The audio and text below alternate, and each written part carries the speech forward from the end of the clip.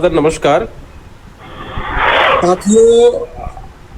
इस शैक्षणिक सत्र का मेरे ख्याल से आज ये पहला ये जो है ऑनलाइन समीक्षा बैठक हो रहा है, जिसमें मैं सम्मिलित हुआ हूँ।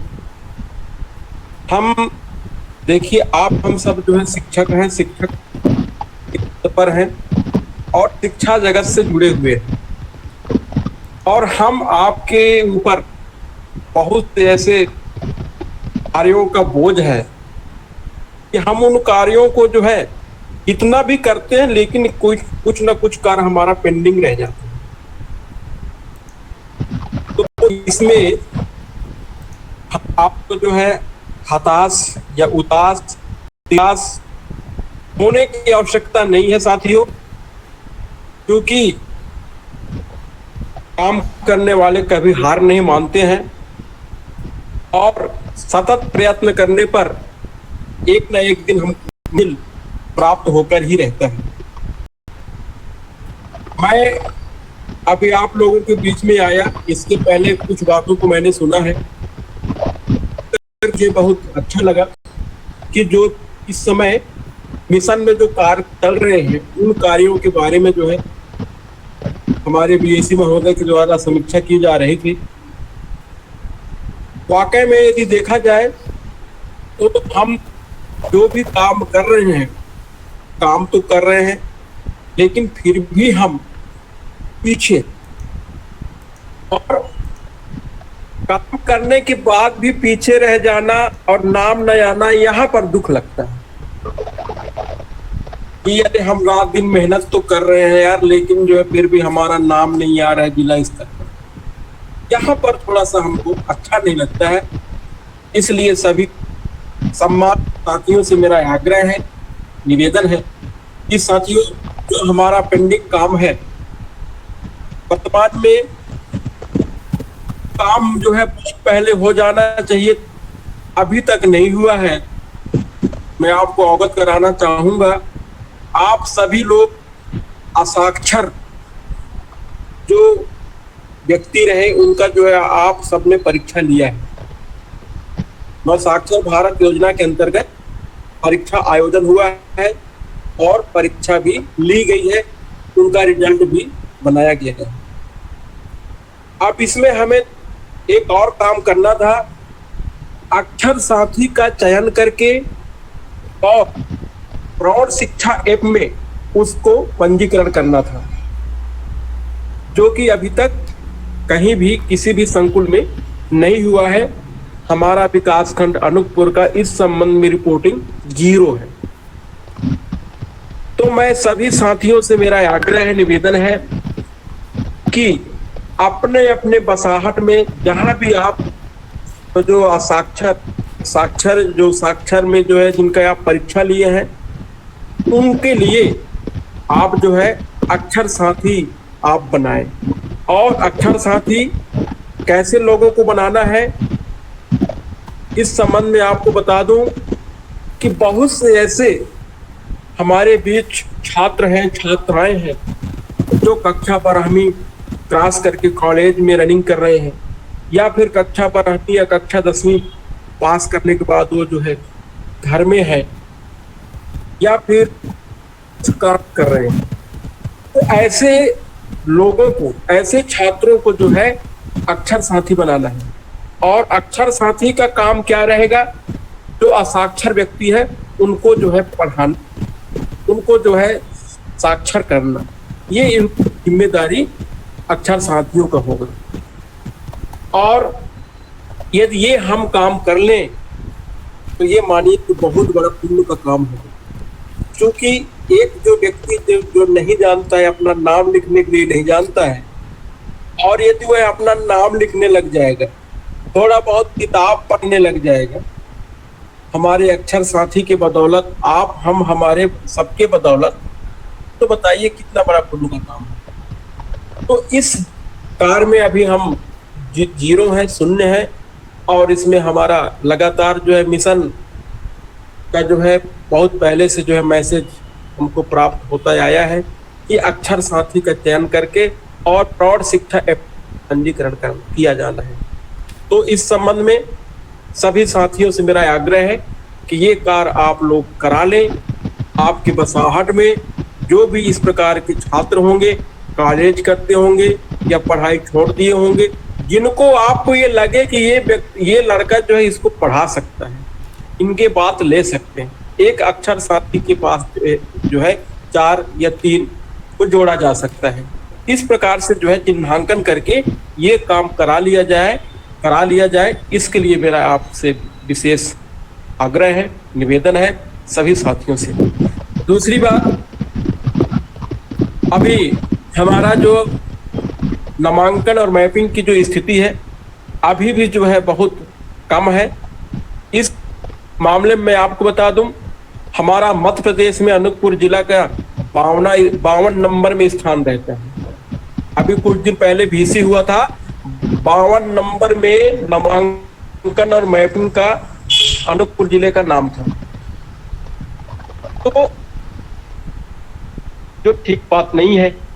तो हम ये चाहते हैं कि हमारे यहाँ का जितने भी स्कूल हैं, सभी स्कूलों में जो भी कक्षावार जो नामांकन है, नामांकन के अनुसार मैपिंग हो जाए। अरे कक्षा पहली में चलिए दिक्कत है, किसी का समग्र ID नहीं है, किसी का कुछ और प्रॉब्लम है तो उनका नहीं हो रहा है। लेकिन मैं आपको बता दूं साथियों, कुछ ऐसे और विद्यालय है जहाँ पर कक्षा अपडेट नहीं हुई है। अरे दूसरी तीसरी में गए हैं तो तीसरी में मैपिंग होना चाहिए, तीसरी वाले चौथी में गए हैं तो चौथी में दिखना चाहिए, चौथी वाले पांचवी में गए तो पांचवी में दिखना चाहिए। इस प्रकार से जो है अभी काम नहीं हुआ। कक्षा 5वीं में जितने बच्चे थे उतने बच्चे जो है हमारे 6वीं में प्रवेश हो जाना चाहिए, तो वो मैपिंग में नहीं दिख रहा है।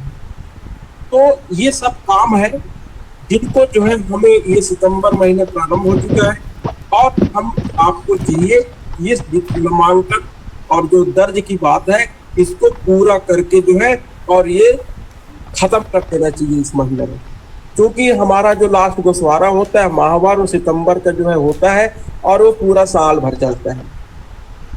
तो ये काम यदि जहाँ भी शेष है तो उन मैं शिक्षक साथियों से अनुरोध करूंगा कि वो अपना काम पूरा कर ले।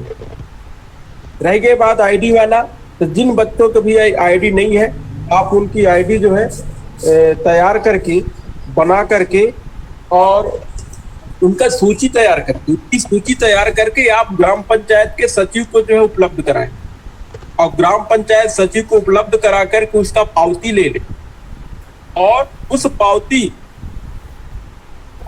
और एक कॉपी जो है हमारे जनपद शिक्षा केंद्र में जमा करें, ताकि हम उस जनपद शिक्षा केंद्र के माध्यम से जनपद में भी उसको जमा करेंगे, वहां अवगत कराएंगे, CO मैडम के पास रखेंगे कि ये समस्या ID बनाने के लिए जो है हमने आपके ग्राम पंचायत को दिया हुआ है जिसको बनाया जाता है।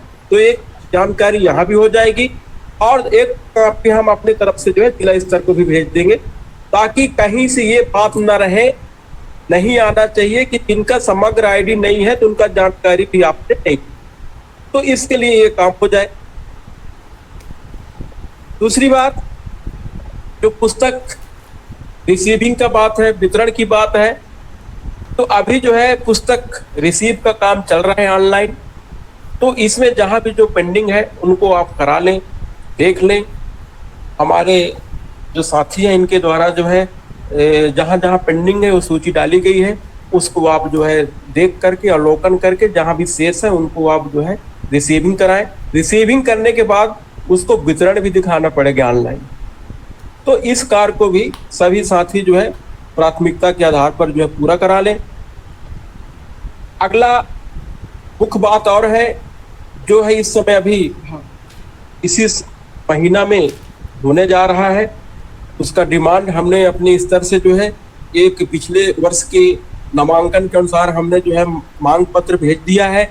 लेकिन हम आप लोगों से भी चाहते हैं कि जो साइकिल प्राप्त करने के लिए जो छात्र पात्रता रख रहे हो उनका नामजद सूची तैयार करके जो है आप हमारे कार्यालय तक जन शिक्षक महोदय के माध्यम से भिजवा दें, क्योंकि इस सितंबर माह में जो है इसका डिमांड एक्चुअल भेजा जाएगा। वैसे हम भेज चुके हैं लेकिन आप लोगों के माध्यम से जब आ जाएगा तो वो सही जानकारी हो जाएगी और उस मान से जो है हमको साइकिल प्राप्त हो जाएंगे, जो कि लास्ट सितंबर तक वो उसको वितरण भी कराना है।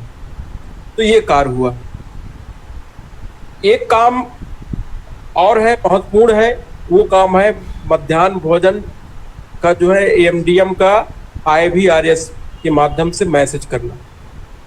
तो ये काम हो रहा है, हमारे दोनों जन शिक्षक साथी बहुत अच्छे मेहनत कर रहे हैं, ये हो रहा है, लेकिन कहीं ना कहीं अभी भी हम पीछे हैं।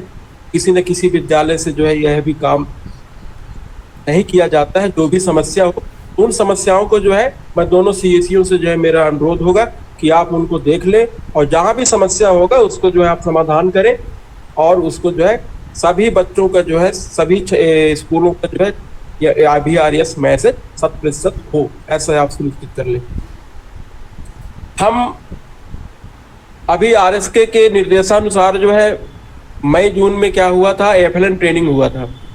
सभी प्राथमिक जो पहले दूसरी के पढ़ाने वाले शिक्षक साथी हैं सभी सम्मिलित हुए थे, सम्मिलित हुए और बाकायदा उनको बताया भी गया था कि गतिविधियां कैसे कराया जाना है।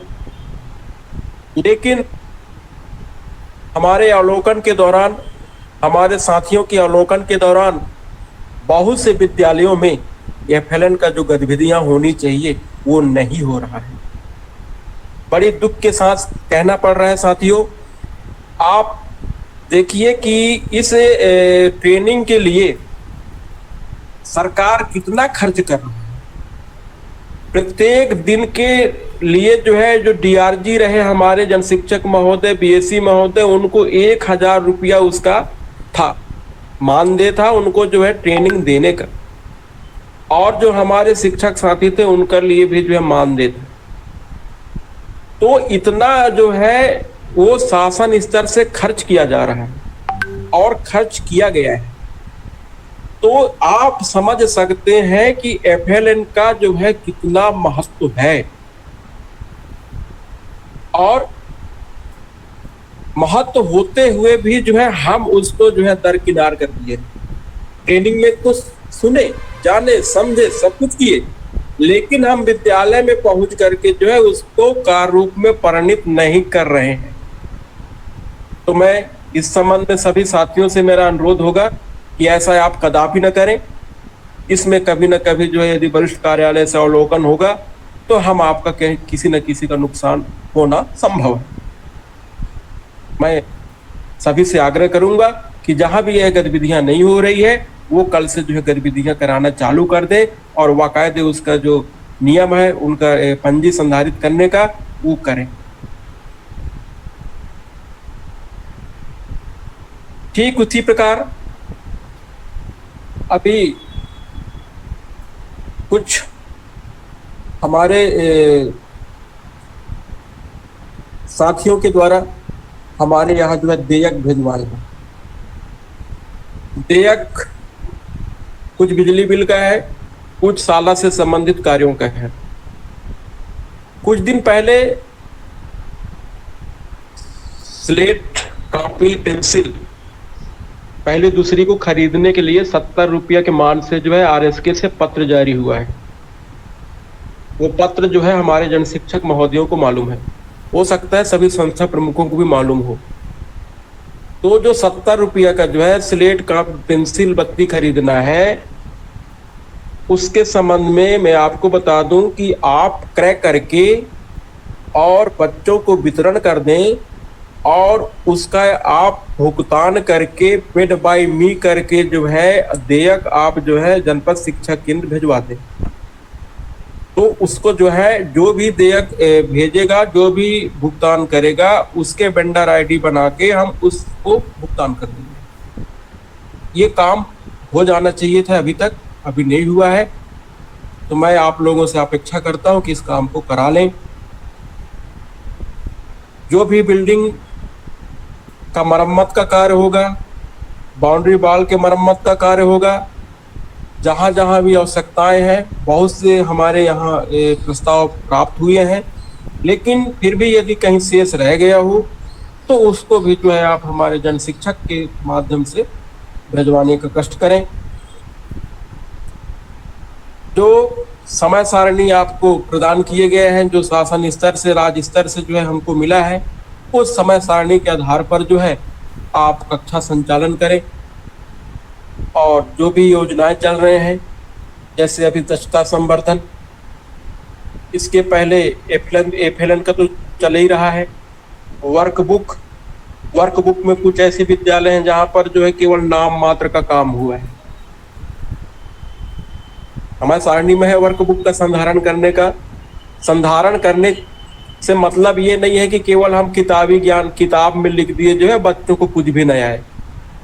मैं अभी कुछ विद्यालयों का अवलोकन किया था, वहां पर जो वर्कबुक का काम तो हुआ है लेकिन बच्चों को नहीं मालूम है। तो जब बच्चे को मालूम नहीं रहेगा तो क्या मतलब हुआ ऐसे वर्कबुक में काम होने का।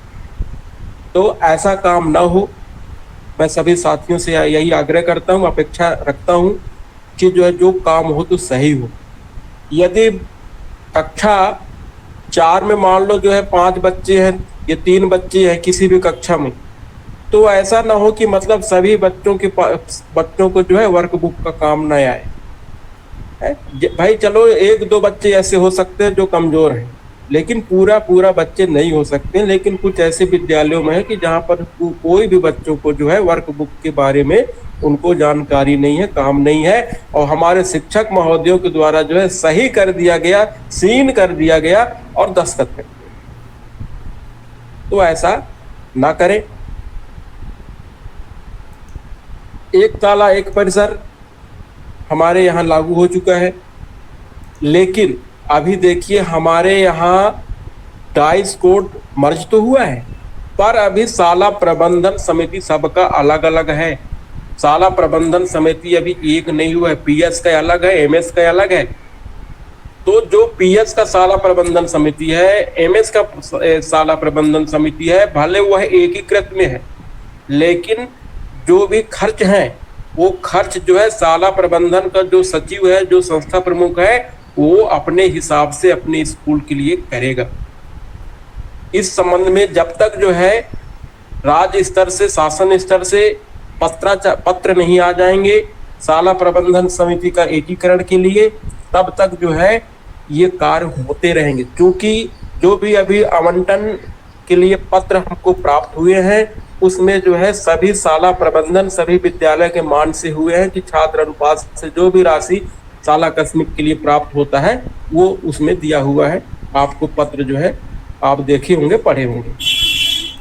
तो इसमें मैं जो वरिष्ठ का जो एकीकृत के जो शाला संस्था प्रमुख है, जैसे हाई स्कूल के प्रिंसिपल, हायर सेकेंडरी के प्रिंसिपल महोदय, तो आपके अधीन में संकुल प्राचार्य के अधीन में तो पूरे विद्यालय है, लेकिन एकीकृत में जो शाला प्राथमिक है और माध्यमिक, क्योंकि अभी एसएमसी अलग अलग है, इसलिए जो भी कार्य होंगे तो एसएमसी के प्रस्ताव से होता है, एसएमसी की कार्यवाही से होता है। इसलिए आपको जो खर्च करना है आप अपने विद्यालय के हिसाब से एसएमसी के प्रस्ताव के माध्यम से, एसएमसी के माध्यम से आपको करना होगा। ऐसा नहीं कि अब जो है एकीकृत हो गया है। तो जैसे कि कल हम मीटिंग लिए थे कहाँ, देगांव में, तो वहाँ के जो है एक हाई स्कूल के प्रिंसिपल साहब ने बोला कि भाई हम जो है पूरा प्रभार लेना चाहते हैं। बोले डाइस कोड 1 हो गया है तो अब हम पूरा प्रभार लेना चाहते हैं। तो हम बोले कि भाई पूरा प्रभार कैसे मिलेगा आपको, क्योंकि अभी हमारा जो शाला प्रबंधन समिति है, एसएमसी है, वो अलग है। अभी ये तो अभी एकीकृत हुआ नहीं है, और जब तक ये एकीकृत नहीं होगा तब तक आपको वित्तीय प्रभार मिलेगा नहीं। और सारे काम जो है हमारे जो पीएसएमएस के हैं वो अपने हिसाब से अपने विद्यालय में करेंगे। बाकी आपका नियंत्रण पूरा रहेगा, आपका देख रेख रहेगा, आपके अनुमोदन अनुसार काम होगा, आपके नियंत्रण में होगा। ऐसा तो ठीक इसी प्रकार आपके यहाँ भी होगा, संकुल में भी होगा, हर जगह भी होगा। और इस संबंध में यदि और किसी को कुछ बात करनी होगी तो वो अलग से जो है बात कर लेंगे।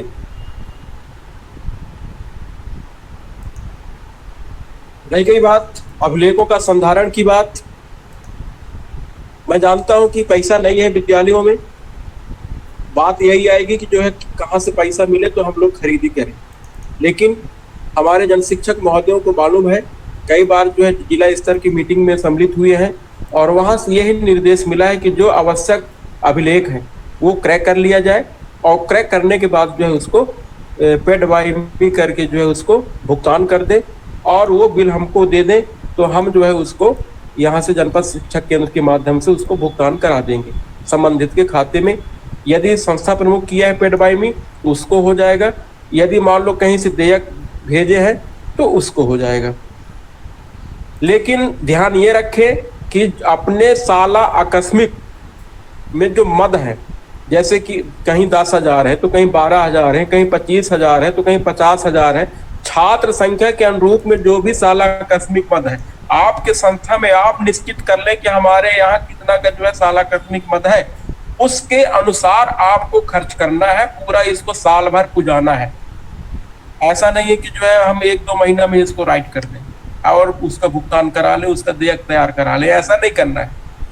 ये जो है इसमें ऑब्जेक्शन होता है।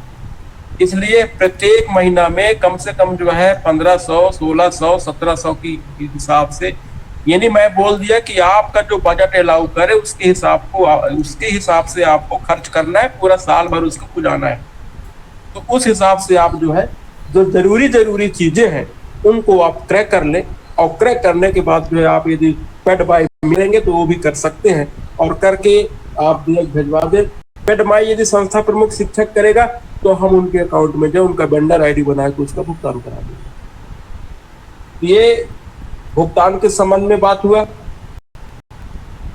एक के बारे में अभिलेख किसके बाद ही भुगतान वाली बात आई, क्योंकि अभिलेख खरीदने की जब बात आती है तो वो कहीं ना कहीं बात आता है किसका, धन की आवश्यकता पड़ती है, पैसा की जरूरत पड़ता है।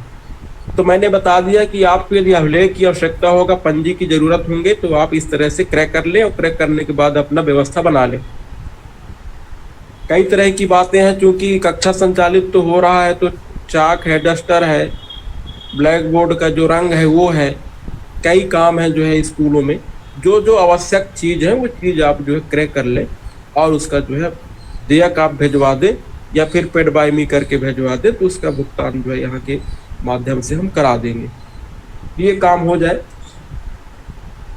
और जो समय सारणी प्राप्त है उस समय सारणी के अनुसार जो है कक्षा संचालन हो, ये आप लोग सभी लोग सुनिश्चित कर लें। सभी मेरे संस्था प्रमुखों से मेरा आग्रह है कि कहीं भी जो है ये बात नहीं आनी चाहिए कि आज यहाँ पर जो है 2 बजे, 2:30 बजे, 1 बजे यहाँ छुट्टी हो गई है। हाँ, उचित कारण है तब आप कर सकते हैं, और उसमें भी संकुल प्राचार्य महोदय के अनुमति लेकर के। कोई भी यदि कहीं छुट्टी करना है, कोई सीएल में जा रहा है, या फिर कुछ और काम है, तो सबसे पहले आप जो है हमारे संकुल प्राचार्य को अवगत कराएं, हमारे जन शिक्षक महोदयों को अवगत कराएं। इसके बाद ही जो है आप मुख्यालय छोड़ें, अपना संस्था छोड़ें। क्योंकि इस समय आपको हम बता दें कि मीडिया वाले जो है स्कूलों में जाने लगे हैं, और स्कूल में जा कर के वो यही देखते हैं कि मध्याह्न भोजन किस प्रकार से बना है, स्कूल का पढ़ाई लिखाई किस प्रकार से हो रहा है, भवन का रख रखाव किस प्रकार से हुआ है। मैं आपको मजे की बात बता दूं, एक पत्रकार एक सीएम हेल्पलाइन लगा है कि यहाँ टीचर नहीं है, टीचर की भर्ती की जाए। तो ऐसी बात नहीं आनी चाहिए भाई। यदि टीचर नहीं है, वहां आवश्यकता है, तो वहां गेस्ट टीचर है। यदि वहां पढ़ाई होगी तो टीचर की बात ही नहीं आएगी, क्योंकि शासन ने यह व्यवस्था बना के रखा है कि जहां भी टीचर नहीं है वहां पर जो है गेस्ट टीचर के माध्यम से पढ़ाई हो। तो ऐसा व्यवस्था है। तो मेरे कहने का तात्पर्य यह है कि मतलब गेस्ट टीचर भी है, हमारे टीचर भी हैं, और ये सब सारी व्यवस्था होते हुए भी जो है पढ़ाई में जो है कहीं कोई रुकावट नहीं आनी चाहिए, कहीं बाहर गलत मैसेज नहीं जाना चाहिए कि मतलब यहाँ पर जो है कक्षा प्रभावित है, यहाँ पर पढ़ाई नहीं हो रही है। तो इन सभी बातों को जो है सभी लोग ध्यान दे लें। जो हमारा दायित्व है, जो हमारी जिम्मेदारी है, यदि हम अपनी जिम्मेदारी को समझ करके, अपने दायित्वों को समझ करके काम करेंगे, तो मैं समझता हूँ साथियों, हम सब कहीं भी फेल नहीं होंगे, हमारा नाम हमारे ऊपर कहीं भी आंच नहीं आएगी। लेकिन इसके पहले हमको यह समझना होगा कि हम एक शिक्षक हैं, हम एक जिम्मेदार व्यक्ति हैं, और हमारा मुख्य काम क्या है, हमारा क्या दायित्व है। यदि इसको हम समझ करके काम करेंगे तो मैं समझता हूँ कि हमारा जो है ये नौकरी का सफर सरल रहेगा और हमको कहीं भी आँच नहीं आएगी, ऐसा मेरा मानना है। तो चलिए अब मैं यहीं पर अपनी बात को विराम देता हूं। हमारे दोनों जन शिक्षक साथी बहुत ही होनहार हैं, योग हैं, जुड़े हुए हैं।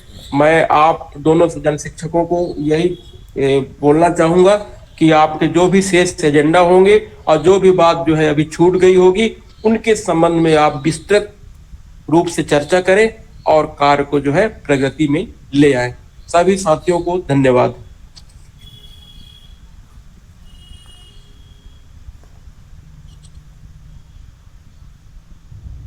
बहुत बहुत धन्यवाद सर। आपका मार्गदर्शन हमेशा से मिलता रहा है और निसंदेह मिलता रहेगा।